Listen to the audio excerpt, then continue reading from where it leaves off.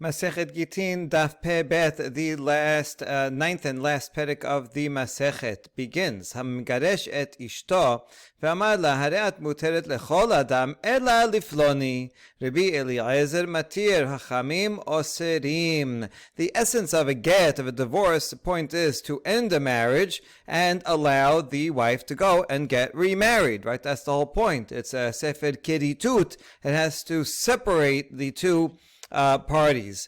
So generally, when a woman gets a get, that means that now she is allowed to marry anybody that she's allowed to marry.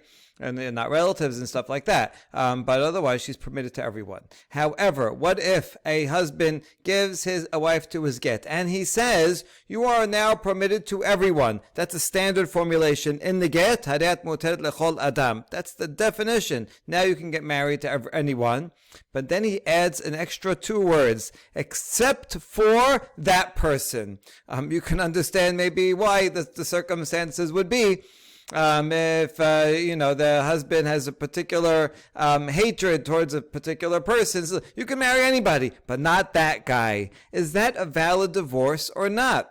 Rabbi Eliezer says yes, it is valid, because after all, she's permitted to marry 99.99% of the world, so just except one guy.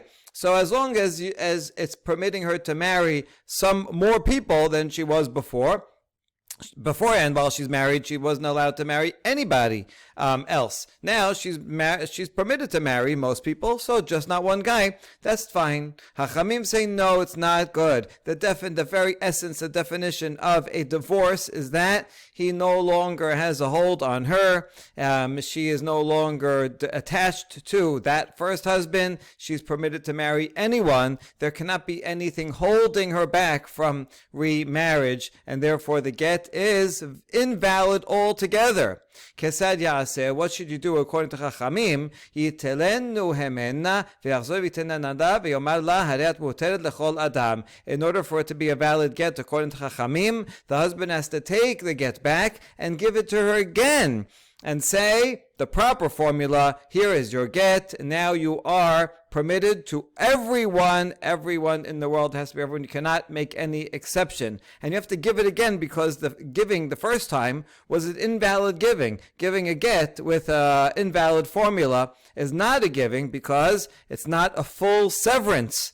Yeah, she needs to be able to marry everyone. If in the get itself it says that phrase, Gittin now say the phrase, if it wrote in the get ela leploni, except for that person, and that's an invalid get, even if you erase it afterwards, it's invalid because it was not written in the proper way to begin with. So in the get, no good at all. If he said it orally, he has to give it again with the proper formula. Alright, so now we're going to analyze, what does this word ela actually mean? It's a bit ambiguous. Does the word ela mean except for? You are permitted to everyone except for that person. That formula would be more, we would tend to be more strict, because and say it's an invalid get, because you're excluding a person from marrying, from the definition of the get, of the severance. Or is it almenat? Is this a condition? You are permitted to marry everyone on condition that you don't marry that person. So in Gittin, we already saw that you can make all kinds of conditions. Right, here's your get. It's valid. You can marry everyone on condition that you pay me $1,000. Right, that's a good condition. And so even though if you don't fulfill that, now it won't be a get, but if you do fulfill it, it will be a get. So if it's only a condition, then it's easier to understand to be Eliezer's side that permits it, even though the result is the same, because no matter whether you say it's chutz or almenat, it makes no practical difference, because still she can't marry that person, and even if it's just a condition, if she goes marries that person, then the condition will not be fulfilled, and then that undoes the get. Get was never valid, and so then it will not be permitted. So even though it's the same, but nevertheless the mechanism, right, the language is important, and saying you can marry everyone except for, well, that's a limitation on the severance, and that's the very essence and definition of a get, and so that's more likely to be no good.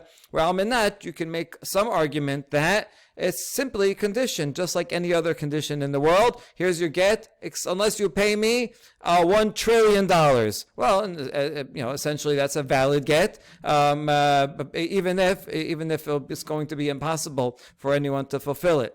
Okay. So chutzu ubechutzu de peligi rabanan ale de Rabbi Eliezer dehashiyeh la beget aval be'almenat module midi dehava akol tenae de'alma. So now we're going to analyze the Mishnah according to both of these options that we brought up in this question. And let's say that the word ela means chutz. If so, it's only if he says chutz ela, or he says or chutz, that's when Rabbanan argue against Rabbi Eliezer. Because when you say you are permitted to every man in the world except for this person, then you're leaving out something essential from the get. The get has to permit her totally and leave no strings attached. And here she's holding her back from marrying this person. That's where it would be not be good. However, if the husband said the phrase almenat, then Rabbanan would agree with Rabbi Eliezer that it's a valid get, because it's like every condition in the world, even though the effect is exactly the same, that she'll be able to marry anyone except that person. Nevertheless, when you say it as a condition, that's valid, because the essence of the get is you're permitted to marry everyone in the world, right? And there's nothing held back. Now there's just a condition, and the condition can be any type of condition, and the condition happens to be if you marry that guy, then retroactively the get was never valid, because it's a condition that's attached to the get, but it's not part of the essence of the definition of what this get is. And so that's one way of understanding this machloket. Machloket is only regarding chutz, but almenat everybody thinks is fine. Or dilma almenatu ube almenatu de palig Rabbi Eliezer Rabbanan v'bechutz modeh dehashiyeh la begita. Or maybe the word ela means almenat, and the machloket is only regarding almenat, and in that case Rabbi Eliezer argues against Rabbanan and says it's permitted because you made a condition. So Rabbi Eliezer is fine with making a condition, and Rabbanan are not, because it's still excluding someone. However, if he said chutz, you're permitted to everyone except this person, then Rabbi Eliezer would agree, because you're leaving out an essential part of the get. The definition of the get has to be you're permitted to everyone. You can put a condition afterwards, but the essence of the definition has to include everyone. All right, so these are the two ways to understand the machloket. Amar Ravina, Tashema, Kol habatim metamein benegaim ela shel goyim. We're going to try to prove that the word ela means chutz from a parallel, a different Mishnah that also has the word ela, and here it has to mean except for, because the context is houses that get leprosy. Any house can potentially get nega sara'at unless it belongs to non-Jews, right? So this halacha of sarat habayit applies only to Jewish homes. So this uses the word ela. Let's analyze. Iamat bishlamachutz hu shapir. If it means except for, then, right, that makes sense. That fits the context. All houses can get negaim except for those that belong to non-Jews. Ela yamat almenat de la mitamu bate goyim hu de mitamu bate Israel ha mitamu bate goyim la mitamee bate Israel. How are you going to interpret it if you translate ela as on condition? So you're going to say like this: all homes can receive nega sara'at on condition that non-Jewish homes don't. Right? So only if non-Jewish homes do not get sara'at, then Jewish homes can get sara'at. So does that mean to say that if non-Jewish homes could get sara'at, then Jewish homes would not get sara'at? None of this makes any sense at all. This is not a conditional formula, obviously, as chutz. Furthermore, ve'od, בתי גויים מי מטמאי והתניא ונתתי נגע שרה בבית ערך ארץ אחוזתכם מטמאה בין גאים ואין בתי גויים מטמאין בין גאים.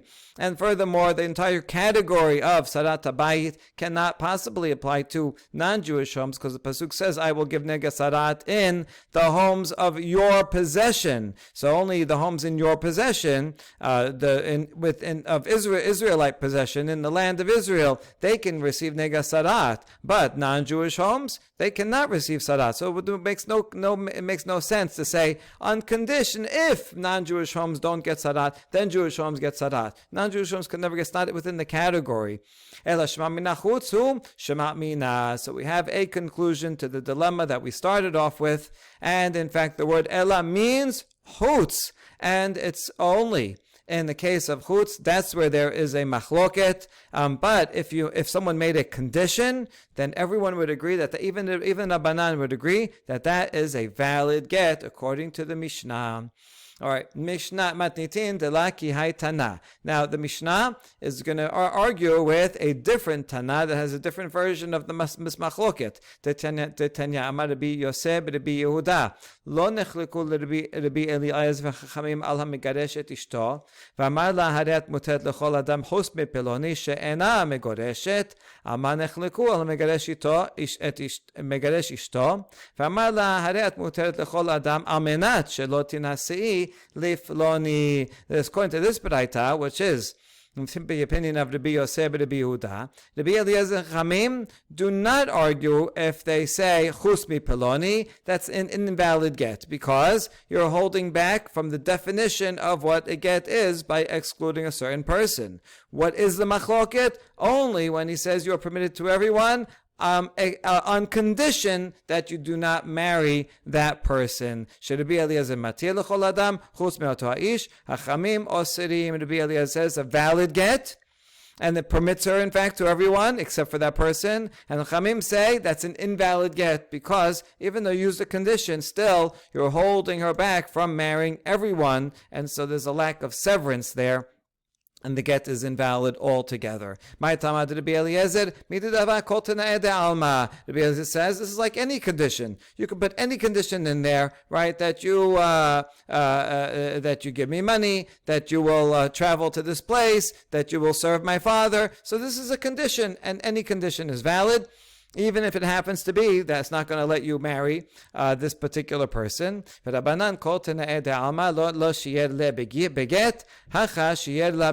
says, any other condition works because it doesn't take away from an essential part of the get. But this one does leave out an essential part of the get, even though you didn't put it in the definition of Haret Muter L'Chol Adam Chutz Mi, and nevertheless, and even though you formulate as a condition, nevertheless, the net effect is you will not be permitted to marry anyone. So you could put any condition you want, that's fine, but it can't be a definition that impinges on her fundamental right to marry everyone else, because that is fundamental to what a get does.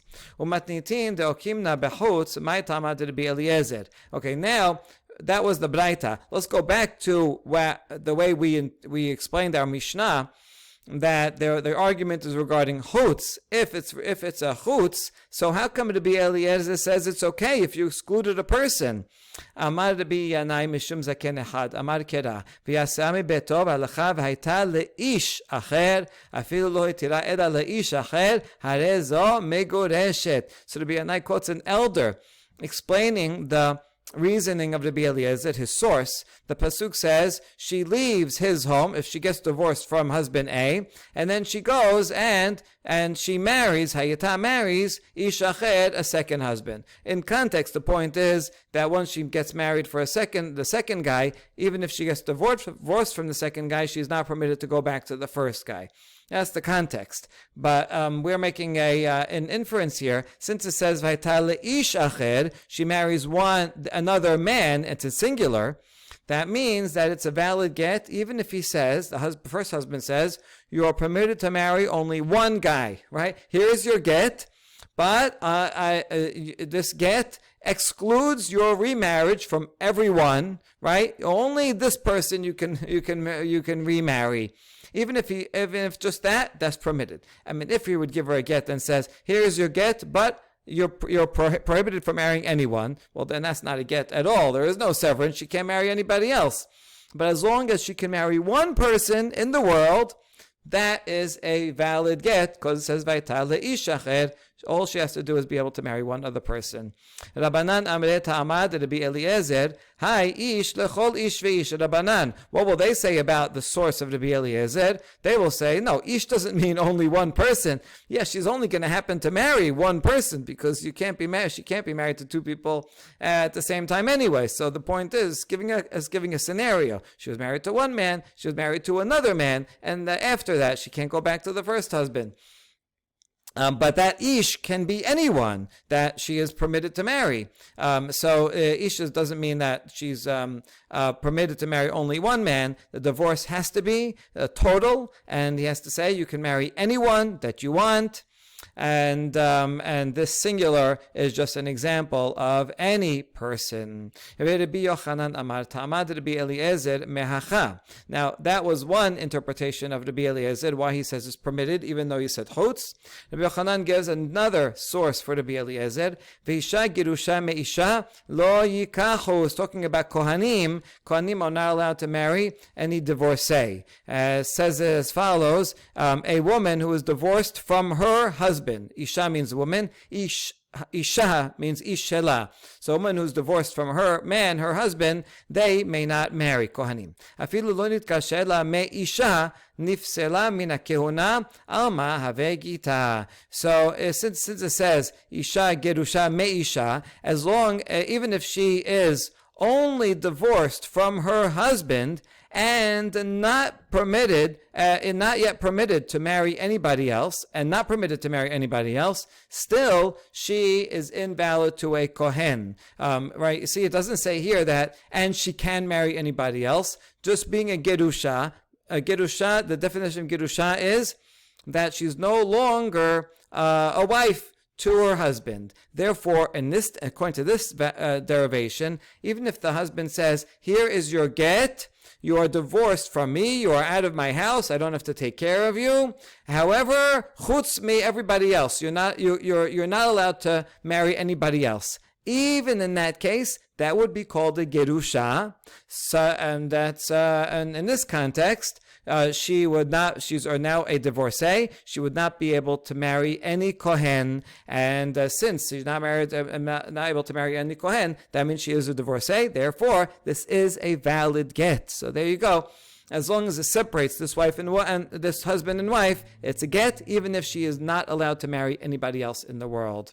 Okay, Rabbanan, Isur Kiona Shaneh. Rabbanan, what are you going to say about this? And they would answer, the prohibition to marry a kohen is different. We already saw last time, remember that even, according to Bet Shammai at least, even if he writes a get and doesn't give it, still, that's a reach haget, right? That's already so he had a thought of divorcing her. So regarding the prohibition for a kohen, that's completely different, right? Those are very stringent laws. And if there's any get whatsoever that's given to her, even if it's not a fully valid get, it still can make her prohibited from marrying a kohen. But that's a different definition from the basic laws of get. And a basic law of a get, according to the Rabbanan, is that she has to be permitted to marry anyone. So if you have a get that's permitted to marry everyone, that's a good get. You can go marry anyone. If you have a get that leaves out some people, then it's an invalid get, even though it may make her pesula lekehuna, because being that is a more stringent definition of divorcee. All right. And now we have a very interesting and somewhat strange question. Just like at the back end of a marriage, it's possible to leave someone out, right? According to the Rabbi Eliezer, at least. you can say that you're permitted to marry everyone except for this person that you're prohibited. What about at the front end when someone does kiddushin? Okay, before kiddushin, a single woman is permitted to everyone. When I say everyone, I mean, of course, except arayot. So she's permitted to everyone. The act of kiddushin, right, if you hadet mikudeshet li, means that you are now prohibited from marrying anybody else. Anybody else in the world comes and gives you a ring and says it mikudeshet, even if you say agree, that will not work. And if that woman who sleeps with any other man, that is considered adultery. So kiddushin creates a prohibition to everyone except for the arus and the arusa. What if you have a similar thing here, and I say haret mikudeshet li, and you're prohibited now from marrying everybody except for Shimon over there, right? Shimon, you're permitted to him, right? So this kiddushin only makes it permitted to everybody else, but Shimon, if he would go and do kiddushin, then maybe it would be valid. Can you do that? Can you exclude someone at the front end, exclude them from the prohibition that kiddushin usually makes? Interesting question. Tiba Rabbi Eliezer, Tiba Rabbanan. We're going to ask it both according to Rabbi Eliezer and according to Rabbanan. How so? Tiba Rabbi Eliezer. Ad kan lo kama Rabbi Eliezer hacha ela mishum dichtibi kera'eh. Maybe Rabbi Eliezer only permits regarding a get because the Pisukim say so, right? We saw the two options for Pisukim that Rabbi Eliezer may bring. Aval hatam kinyan ma'alya ba'inan. But for Kiddushin makes an acquisition. It's not an acquisition like a slave. You know, the husband doesn't own the bride, the groom does not own his bride, but rather he does own the rights to marry her exclusively, and that has to be a total prohibition. It would be like, if I buy a house from you and I say, listen, well, now that I bought the house from you, can you make an exception and say, okay, well, no one else is allowed to use this house because it's yours except for that person, right? Can you give an exclusion clause for ownership? Not really, because ownership has to be complete. Is it mine or is it yours? So here also, you need acquisition to be total. And if I'm acquiring this wife or the rights to marry this wife, but there's also someone else out there that I'm excluding who also has a right to marry this wife, well, then that's not called an acquisition of marriage. Do we say that? That would make sense. Or should we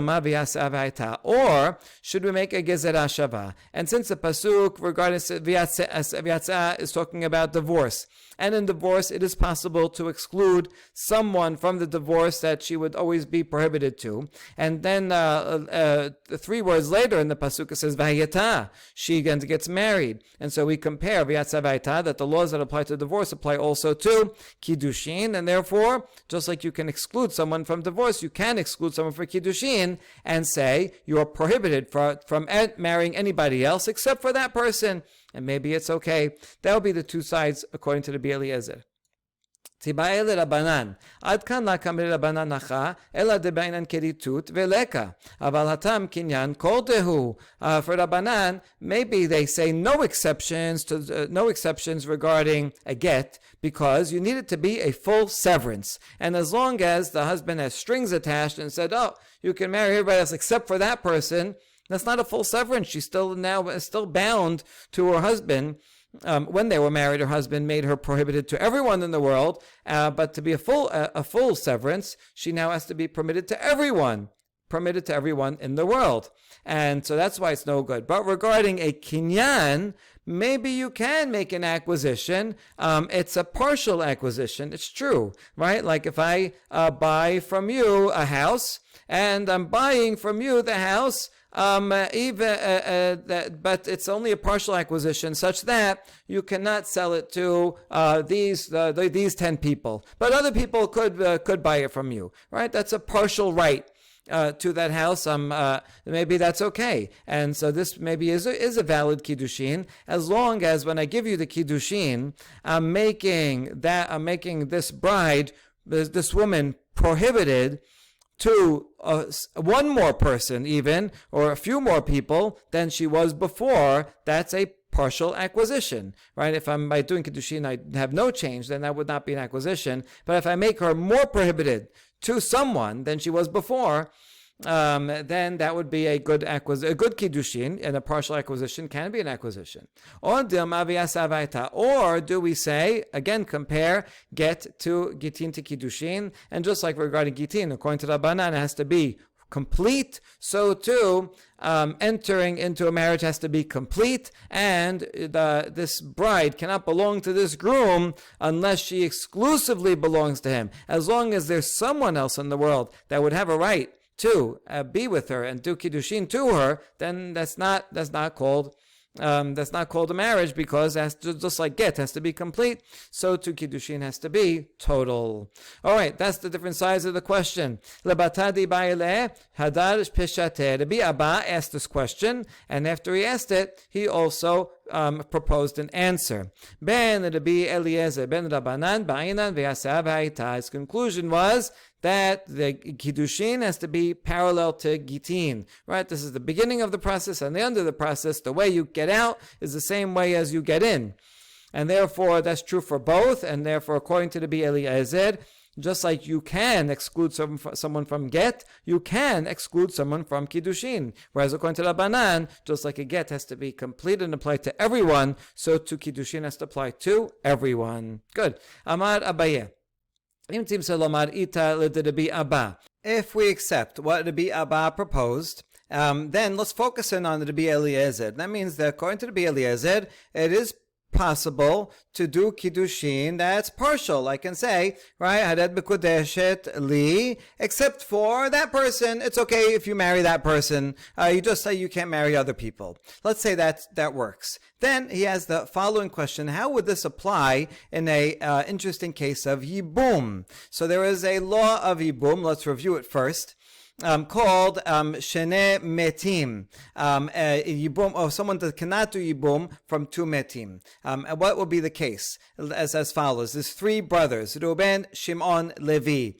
A woman is married to Reuben. He dies without children. She falls to one of the other two. Shimon comes along and he does Ma'amad. It's like a Kiddushin for Yibum, which means that he exclusively can do Yibum. It's not actually Yibum yet, but it will exclude Levi from doing Yibum. And in the meantime, he dies also without children. So what you have here is this Yevama. She still has an obligation to do Yibum for Reuven, and now she has a second obligation to perform Yibum for Shimon. In a case like this, she is not permitted to do Yibum at all. This is derived from the Pasuk, Lo tiye eshet hamet hachutza leish zar. The wife of the dead person cannot marry anybody outside the family. Eshet hamet is in singular. So you can only do Yibum if she is performing Yibum on behalf of one husband, but not on behalf of two husbands.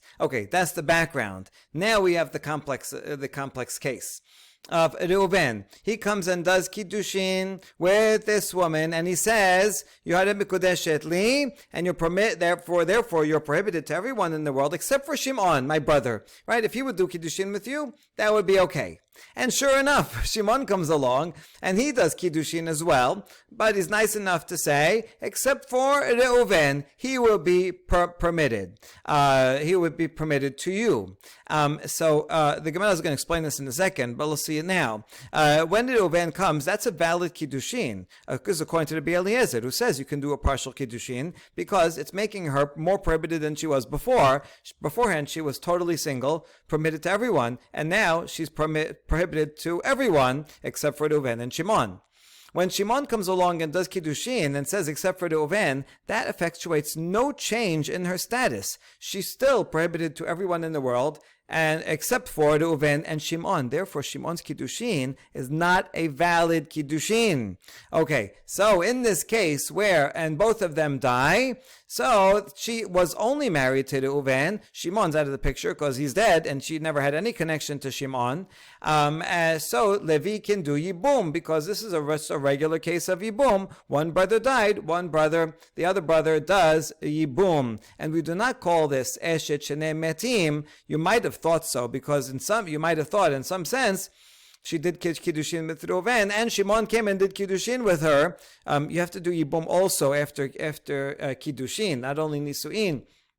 And so I might have thought that this is called Eshet Shnei Metim, and therefore Levi could not do Yibum at all. Not true. Right? And as we explain why, my Ta'ama Kiddushet Reuben Ahanu Kiddushet Shimon Lo Ahanu.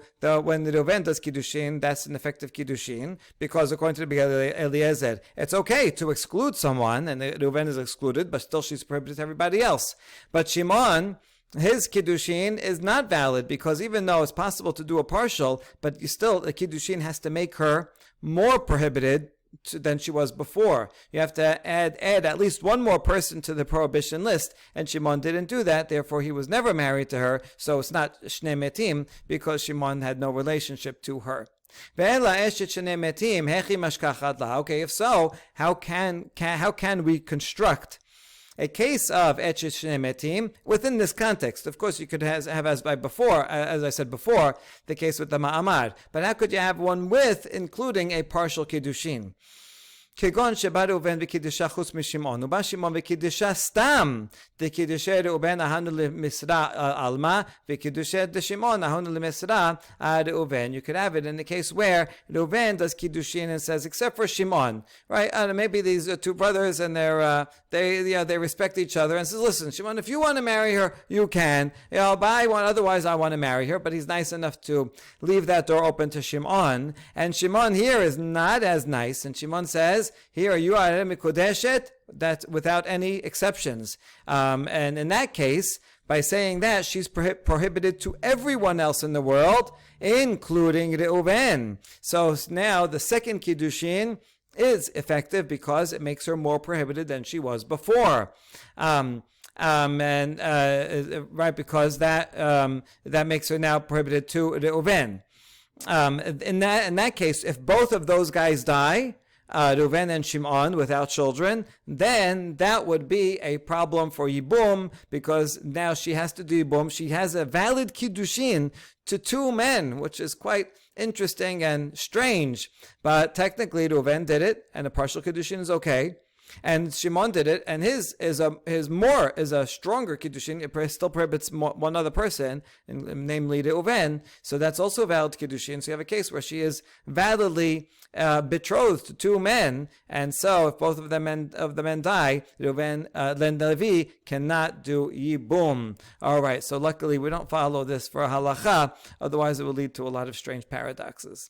Okay, and last challenge by Abaye. Abaye has a question about a certain formulation, how we would parse this. Amar la, hareat muteret lechol adam chus mereuven veShimon. Some guy gives a kiddushin to his wife. Gives a get to his wife and says, here, you are divorced from me, and you are permitted to everyone in the world except for Reuven and Shimon. So let's follow again Rabbi Eliezer that says that this works, it's valid. V'chazar v'amar lad Reuven v'Shimon mahu. And then afterwards he said just these words, Reuven v'Shimon. So what does that mean when he added those words? Do we say that which he prohibited, now he permitted? At first he said, you're permitted to marry anyone, except for Reuven and Shimon, you can't marry them. And then after he thinks about it, you know what? Reuven v'Shimon, you're permitted to Reuven and Shimon also. You know what? You're out of my life. I don't care. Go marry anybody you want. You can even marry Reuven and Shimon. So maybe this is only coming to permit what was prohibited. Or should we interpret this word in a different way, that it flip-flops? First he said, you're permitted to everyone except for Reuven and Shimon. But then he said, no, you know what? You are permitted to Reuven and Shimon, but prohibited from everybody else in the world, right? So is that the intent that he created, that he flipped around what is permitted and what is prohibited? So that's question number one. If you say that it's all to make permissive, that everybody's okay now, what if he just said Reuven mahu? At first he said, you're permitted to any man except for Reuven and Shimon. And then he said, you know what? Reuven. So does that mean that L'Reuven hu adin l'Shimon. Does he mean by that you're permitted to Reuven and Shimon? He's just using shorthand. And he's only saying Reuven because that was the beginning of the phrase. He doesn't sometimes used to mean like etc. So he's saying you're permitted to everyone except for Reuven and Shimon. And he says, you know what? L'Reuven, etc. So then that would mean. He doesn't say the word etc., right? But that's what he means. And then she would be permitted to Reuven and Shimon. Or Reuven Davka. Or maybe he's thinking, he says, you know what? Reuven. Reuven is okay to marry. I don't mind him so much. But not Shimon. And he said precisely, his words are precise, Reuven only and not Shimon. Okay. We're not answering any of these questions. And if you say that it includes only Reuven, that's in that order. But what about L'Shimon Mahu? What if he says, you're permitted to all people except for Reuven and Shimon? And then he said, L'Shimon. So what does that mean? L'Shimon hu hadin L'Reuven. Does he mean to Shimon and Reuven also? And the reason why he said Shimon is because he just mentioned Shimon, right? He's just saying like ABBA structure. He said except for Reuven and Shimon. You know what, Shimon? And he means in his mind Reuven too, and we can assume that. Or does he mean Shimon only? Because he said only that the name Shimon. Okay, so all these are good questions. And to add to another question, af l'Shimon mahu, af Reuven ka'eh, or dilma af alma ka'eh.